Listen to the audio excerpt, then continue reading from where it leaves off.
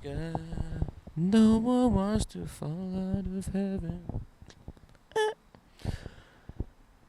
Let's talk about addiction. So what's your addiction? Is it money, booze, pills, women, lust, power, fame, money? What is it? And if you don't think you have one, you're either lying to yourself or you don't know you have one. And that's okay. Sometimes they creep up on you. Sometimes they go undetected under the radar until only later in life when you finally realize you have an addiction. Those are the worst kind. So be mindful of that. That's why the first step is just realizing that you have one. Being self-aware enough to look within. I think that's what they say in AA. I don't know. And I'm not above you or above anyone. I have my own addictions too. I'll name a few. Money, lust, the phone. We all got them. But if you can analyze the chessboard of life and look at all these addictions laid out in a timeline linearly, I think you can kind of sense there's a common theme here. There's an experience, a certain experience we want to feel, or a feeling maybe, but that's still an experience. An experience that we want, that we realize takes time. It's not as easily as accessible as you would want it to be. And so you want it quickly. You want it to be accessible. You want quick, fast. And I think that's a plague of the modern 21st century digitized age. That's a plague. That common theme is that all addictions in one form or another are some form of instant gratification.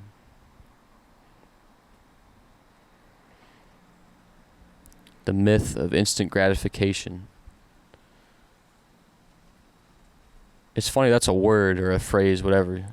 That's a thing, instant gratification, but it's not real. That's not a possible thing to achieve. Instantly being gratified. There's nothing, you can't, I guess the only one is waking up in the morning. You do nothing and you just get up, you open your eyes.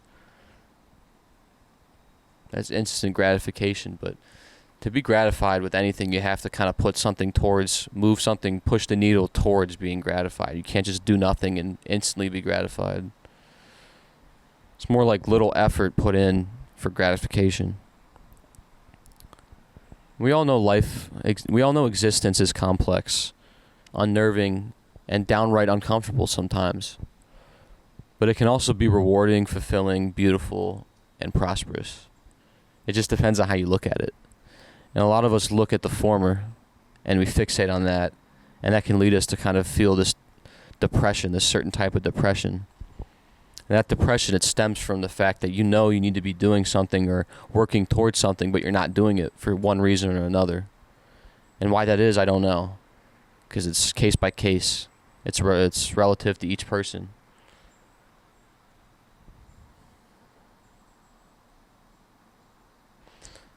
But this can kind of manifest and fixate and crystallize in someone's mind, and it can kind of lead to a spiral, if you will. And this depression too, it's nothing that can be fixed for you. We kind of tend to turn to an external source to fix it for us, and maybe that can get the wheels going depending on what that source is. But if we're talking about addictions, watching videos, smoking cigarettes, being with other people for beneficial reasons, lusting over women or men, however you swing, it's not going to help. It's just a Band-Aid on a bullet hole. And that's the thing. No one can solve this question, this depression for you, except you. Nothing external will do it. Only internal reflection will fix it for you.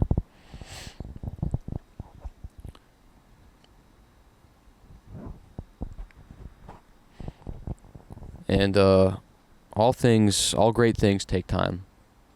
That's something I feel like is lost in the modern age. The zeitgeist is constantly demanding quicker, faster results at a rapid pace, unlike anything we've ever seen before. And it can kind of cause us to feel like we're behind, we're left behind. We need to keep going at this quick pace, but unless you're like a superhero or it's just, I don't know, it's not going to work out for you. You have to understand, to get this experience that you desire, just think about the word experience. You can't have experience quickly. You can maybe experience something in a flash of an eye, but that's a moment, You still have to be out there doing something, To gain experience in a field or in something, you have to do it for a while. And I think people conflate that nowadays with, you can do a lot of things quickly maybe and get experience, but it's not. It kind of just leaves you like brain dead almost. It kind of leaves you feeling nothing. I feel like you retain less doing that. We all long to be happy. There's nothing special about one person wanting to be happy. I think all of us long to be happy, but the problem with that is a lot of people get it backwards and think that you should be happy. You should expect to be happy all the time. But I don't think you can have happiness without putting in hard work to get there. You get what I'm saying? And also, too, you got to think about it this way. And this is kind of a cold, analytical, sociopathic view. And I'm not saying do this with everything, become a sociopath. I'm just saying explore this way of viewing things and see, maybe it can lead to an answer. I don't know, but you got to look at it like something valuable. Look at it at a sense of a value scale. And most things aren't inherently valuable. Most things, their value comes from the quantity of them being produced or in existence. And so happiness, if everybody was happy 24/7, it would cease to have its value. You would no longer long to be happy anymore, because that would just be a normal thing you experience all the time. It would be mundane. Which is funny, because to escape being mundane, you think you want, do something fun that makes you happy. So that's just something to think about. You gotta work hard to be happy. You can't be happy and work hard. Maybe not that. I don't know. Looks like a storm's about to happen.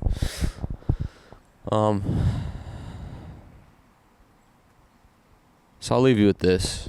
There's a quote I heard from a scholar in Stanford, or a YouTube boxer, I don't know, something like that, one of those two. But he made a good point. He was talking about something or another, but he said this. He said, it's going to be hard either way. You can either be on the couch doing nothing, or you can be in the gym grinding. And the gym here is kind of, you look at it in a metaphorical sense. You don't literally have to be in the gym, but working towards something can be the same. So what would you rather do? Be on the couch or in the gym? That's it.